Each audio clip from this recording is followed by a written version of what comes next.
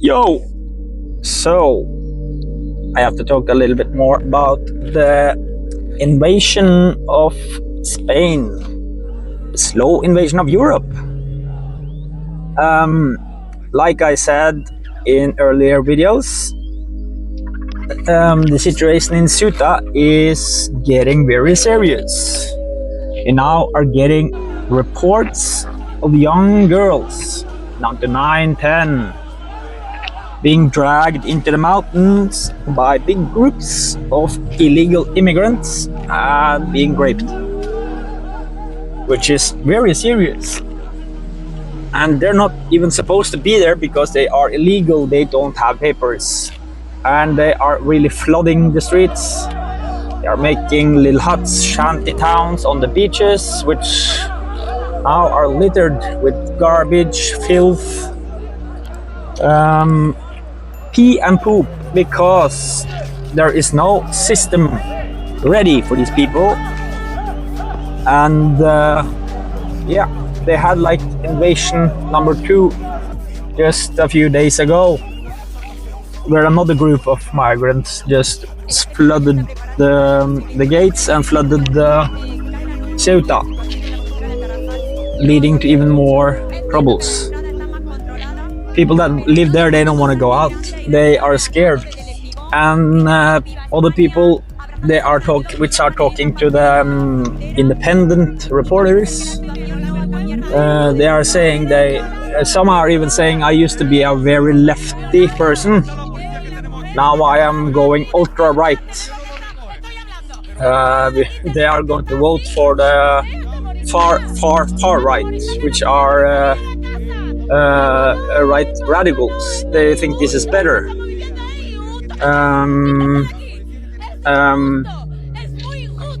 Because the left, they are part of the problem. They are thinking that, we should be nice to everybody and let everybody in, and everybody has rights, and everybody has rights. But I think you kind of lose your right to be part of Spain, and then later wanting to migrate to Europe, and you're just there to make the situation very unsafe when you're there to, and like I said, raping young children, which is crazy. The rape numbers the first 2 weeks were just as much as normally in 1 year in Ceuta. And reports now, there are probably more dark numbers because not everybody reports it. And they are, like I said, reports of young children being dragged into the mountains and savagely they're raped by groups of migrants. Situation is very unstable. A situation is very scary for the people that live there, which is why they are slowly, or they're getting mad, they're getting pissed off at Sanchez, which is the Prime Minister of Spain, who let all this happen. So he gave, I think, 500,000 people free pass earlier this year. So this is, of course, some of the reason that these people are coming. The first wave, there were many people sent back home or went back home at their own will, when they understood that there was no it wasn't that easy as just to go to Spain and then everything will be good. But the situation is also this, that Morocco has got rid of their own problems, like I also said before. They pardoned almost 1,788 criminals just a few days before this first wave. And also they had filled up the truckloads of other people and just drove them to the border, which are from Senegal, Nigeria, other African countries, which are migrants into Morocco. And so they got rid of a lot of problems, you can say. And these people, they don't want to go home. I understand also why they don't want to go home. They're looking for a better life, but it's very unsafe because yeah, you can see what's happening. The rapes are going up, crime is going up, they're fighting in the streets because these people they have another culture, another background, and they are used to different things that they thought was or is normal in their own countries. They just bring that along. And if you look at how Africa looks now, all countries almost, I think, according to a video I saw, after like the white or the local, you can say, the black people took over leadership of Africa, the development has gone the wrong way. You can see that in pictures, like you see before and after 10 years ago. This is what a street in South Africa looked like in 2010. But this is what it looks like today.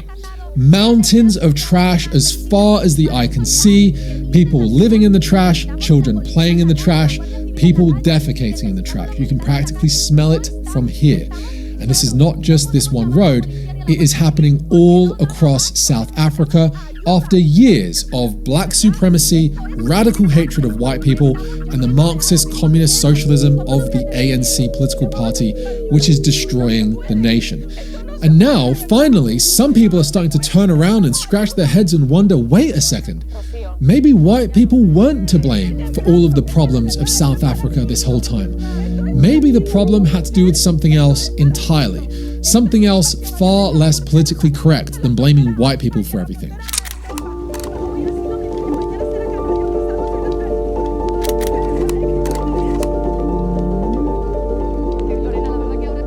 And you see what used to be a well-developed normal street, pavement and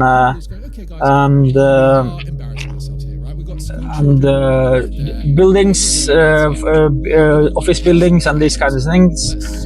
And 10 years later there are shanty towns and the streets are littered with garbage. People are peeing and pooping in the streets also here. And they have ripped apart office buildings to sell like the metal and sell parts of it. So the development was going good, and when there was new leadership, it has gone very much in the wrong direction. And this is the culture they are bringing. And again, I'm not saying everybody is like a problem or a bad guy, but you see the culture when they cannot take care of their own countries. Are these like people you want to be including into our countries, into the Western society? Because the Western society is different. We have a different culture. If we let everybody in and let them continue in their old ways, then we're gonna see the degradation of the West. We're gonna see more crime. We're gonna see their cultures, which I'm not sure there has a place for it, but it's ruining the Western culture when you do this. White people did not do this. Now, let's look at this location in South Africa. Again, you'd see sites like this all across Europe, Australia, and the United States. You got a lot of open spaces, farmland, well-kept grass. The roads don't have any potholes. It's very clean. The homes look well maintained in the area. This is in 2009. This is what it looks like today. This is the same road, right? This is the same exact location.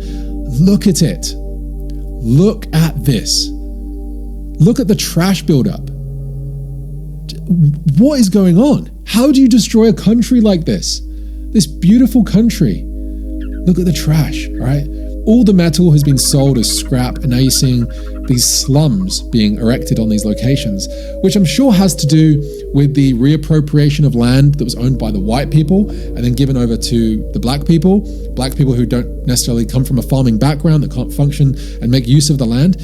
And as a result, they've just created these slums where they've gone around, and I'm assuming stolen anything they could, stolen the water pipes. So now you've got, issues with running water. There's no sewage. And this is what you get, okay? This is what you get. Now, there is a lot more to show you in today's episode, so I will try and be quick, but let's check out this other location, okay? This is what a street in South Africa looked like in 2010, but this is what it looks like today. Mountains of trash as far as the eye can see, people living in the trash, children playing in the trash, people defecating in the trash. You can practically smell it from here. And this is not just this one road, it is happening all across South Africa after years of black supremacy, radical hatred of white people, and the Marxist communist socialism of the ANC political party, which is destroying the nation. And now, finally, some people are starting to turn around and scratch their heads and wonder, wait a second, maybe white people weren't to blame for all of the problems of South Africa this whole time. Maybe the problem had to do with something else entirely, something else far less politically correct than blaming white people for everything. Because as we've seen white people being massacred, driven from their lands, and are leaving South Africa in their hordes, South Africa hasn't improved. It's getting worse by the day. Wrap your heads around that, Black Lives Matter. This is an inconvenient reality that we must contend with if we want to get to the truth and actually fix these societies for the betterment of all mankind, especially here, the black people who are now living in these slums. We need to address the root of the problem, okay? Now, let's move on to a few other locations before we wrap up the video. This was once a functioning train station. You can see people here gathered outside, maybe waiting to be collected by a bus, but this is what it looks like today. Every scrap of metal has been stolen. You see the metal fences, the metal window frames, everything has gone. It has been turned into a ghost town. And another aspect of this is that because we are seeing such high amounts of dysfunction in the society, we are seeing all these power cuts take place across South Africa. In 2023, power cuts occurred on over 300 days of the year. We saw 287 full days worth of outages. We're seeing 6,894 hours of load shedding on the power grid. And basically, you got to think about what this means for businesses. Okay, so first of all, the railways shut down. There's no more electricity to keep them running.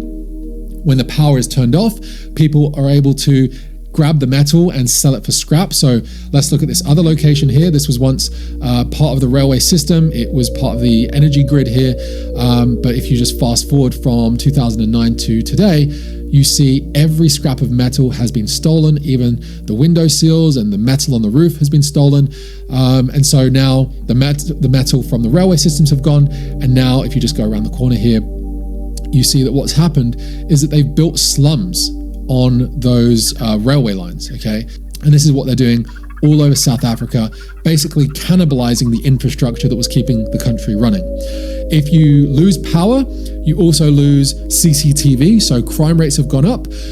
Anyone that works with the internet or with computers can't work, so you think of all the offices, all the banks, even if you're in the creative industries, using computers, filmmaking, graphic design, that's now offline. All the supermarkets, right? All the fridges and refrigerators can't run unless they have generators. So all the generators have sold out. And so you're seeing all the lights go out at nighttime. And so that gives rise to more sexual violence on the streets, more theft. And this has destroyed the country, okay? This has completely destroyed the country. They don't know how to run it.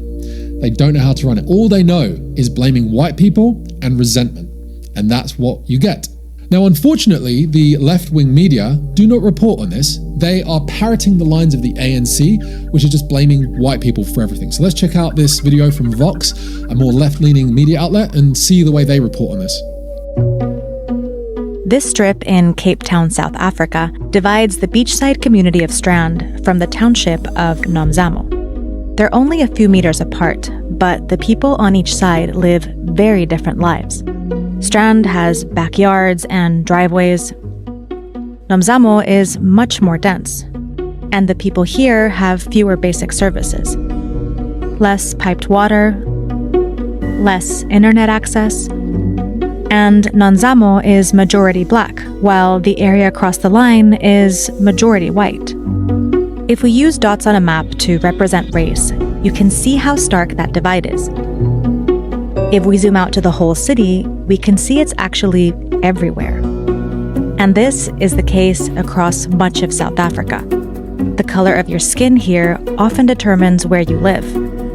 It also determines your quality of You life. see how race and skin color is being blamed for this? Okay, they're so close to getting it, but they just completely miss it. So you see here in this video that skin color is being blamed for this, that the implicit diagnosis is that it's white people oppressing black people and that apartheid hasn't gone away and that it's basically still the same today. Look at the piped water access, look at the internet access, right?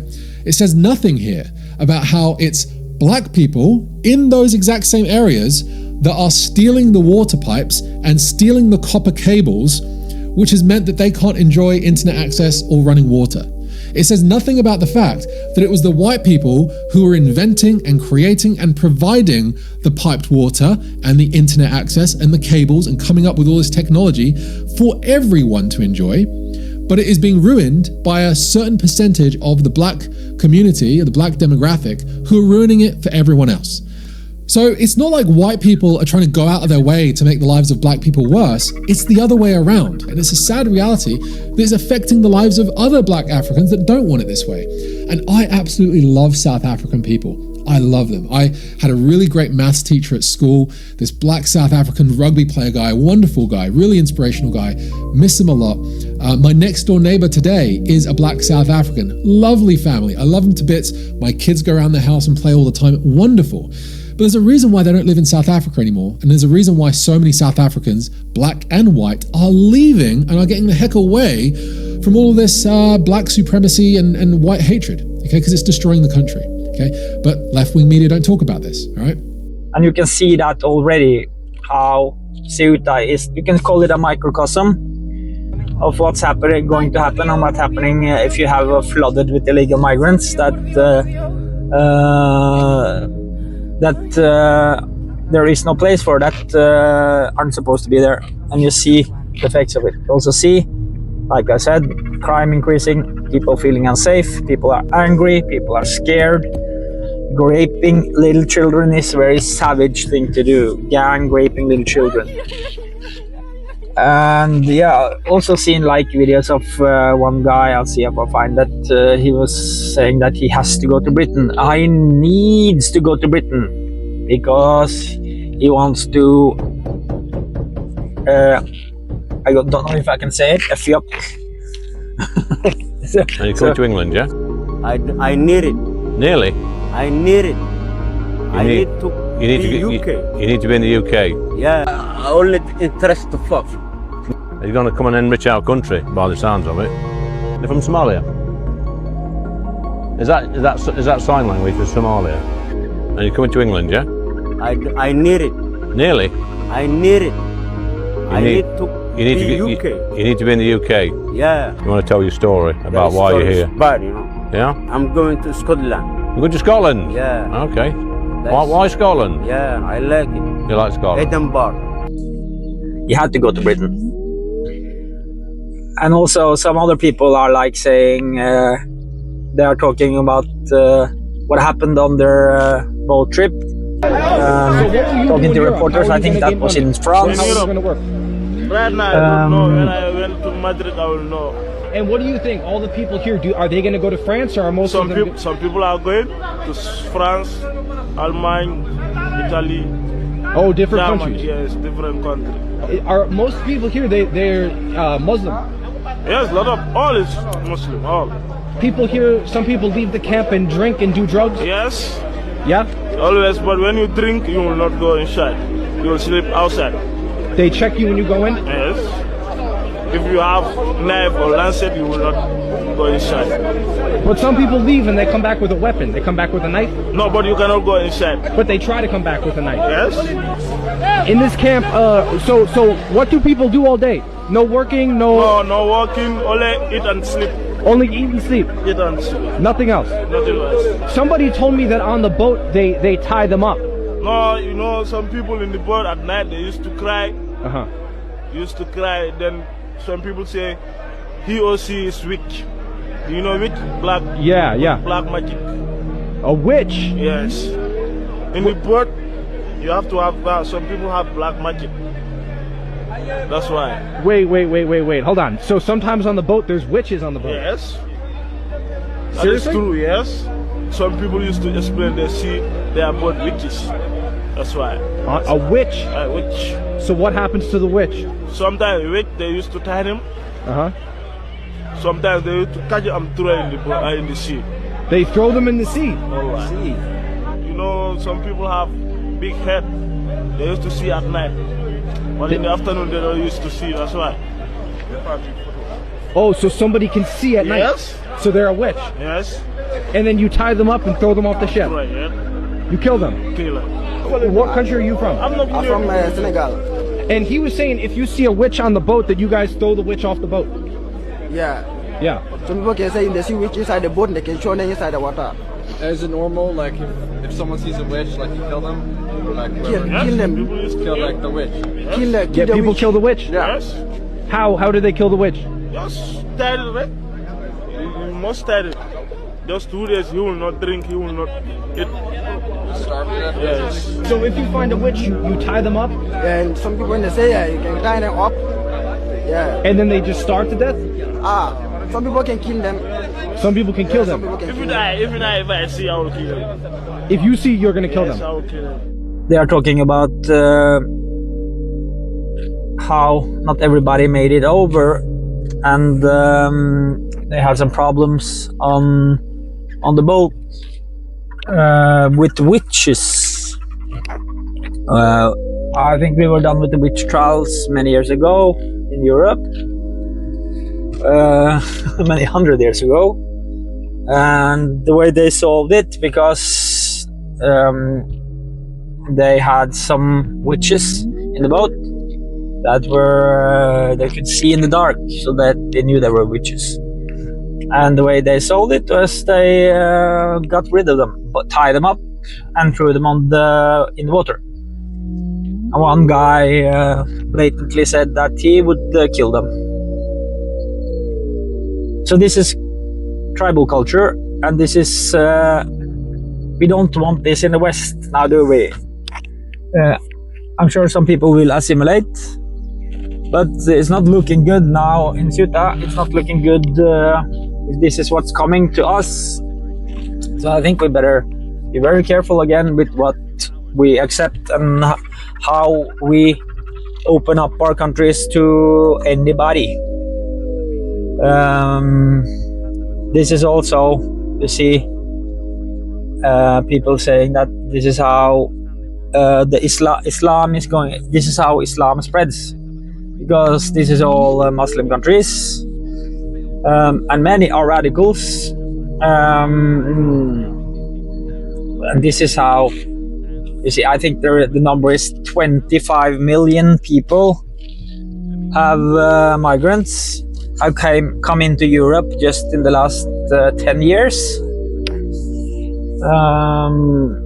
And you see the results of it.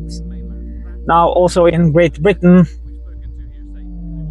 they have a big problem. I have talked to some people that live there, and they totally agree.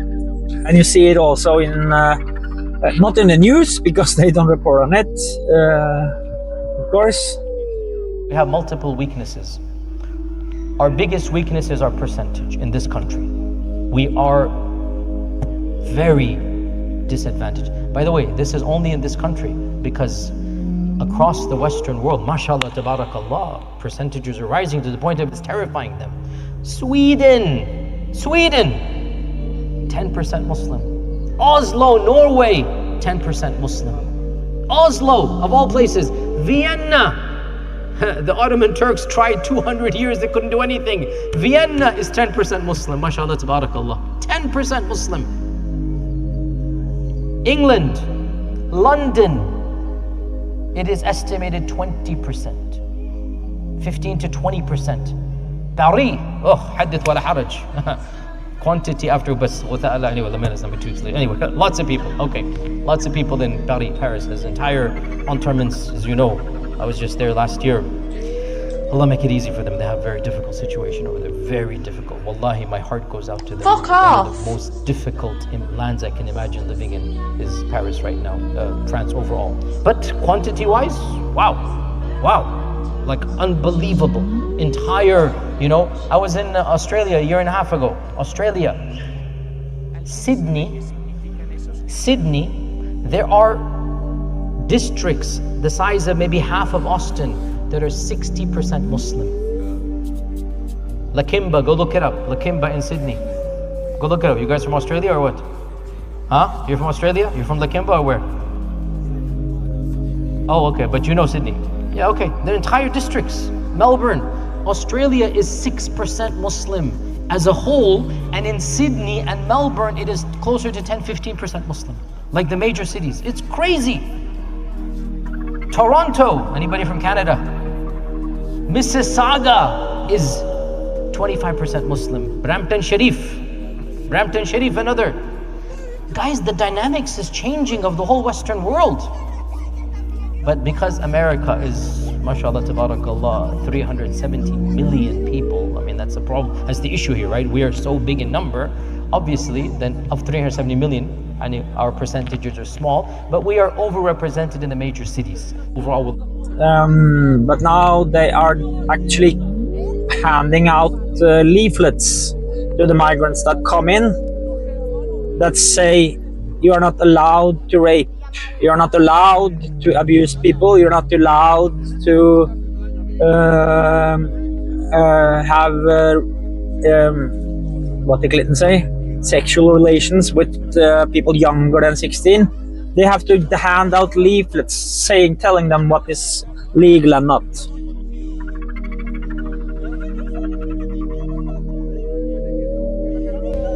You can't have sex. You can't attack people for sex. You can't attack women for sex.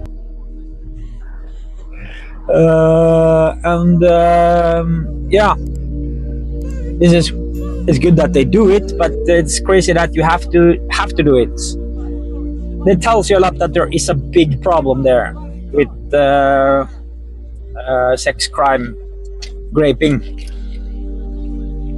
When you have to actually hand out leaflets telling them this is illegal, you're not supposed to do it, you can't do that, you can't do this, because they come from countries where this is apparently okay, and this is not something we want in our countries. We have to protect our children, we have to protect our women and girls from savages that think this is all right.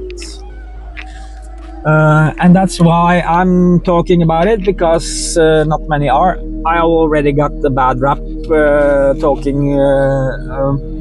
people thinking the worst about me. Some neighbors are saying I'm radicalized, but I don't think this is radical. Might be in their opinion, but I think protection of our country and protection of our children and protection of girls and women is very important. If that makes me a radical, that's fine, dude. I can be a radical. According to these people, I'm already a lot of things, so I don't mind being the radical one that says we have to be careful. You have to protect some people. And some people, are fine, some I don't have issues with. I have a lot of issues with the ones that are acting out and don't they want to bring their own culture into Western countries, and you're coming to England, yeah? And when this is their cultures, then you see what happened. You see how they just can ruin a city, ruin a country, and ruin the West. Because of culture, religion, and the way they think. Yeah. So I'll put videos. I find I'm still sick, so I don't know when I'll be doing this, but I have some videos I'll be putting inside here, and I have more content coming up. Trying to set up my computer to be more like, so I can react to videos and record it at the same time. Instead of putting them in, that will be much easier to talk about it. But yeah, the situation is crazy, man, and people are not liking Pedro Sanchez's way of handling this, which I totally understand. How can you? And how can he just go to Ceuta and check it out and then just go back to vacation? I think everything is fine. That tells me a lot.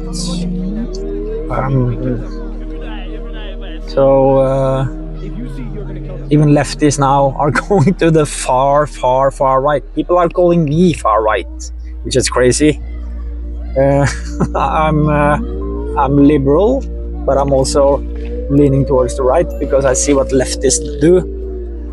They are behind so much. They go crazy, man. They are behind the mass shootings. They are behind the violence. They think that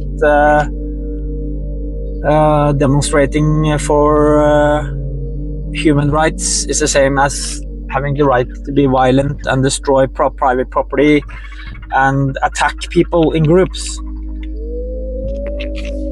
So yeah, I'm kind of disgusted by that. So hit the like, share the video, comment, and subscribe if you like this kind of content, and I'll see you in the next video. Peace out.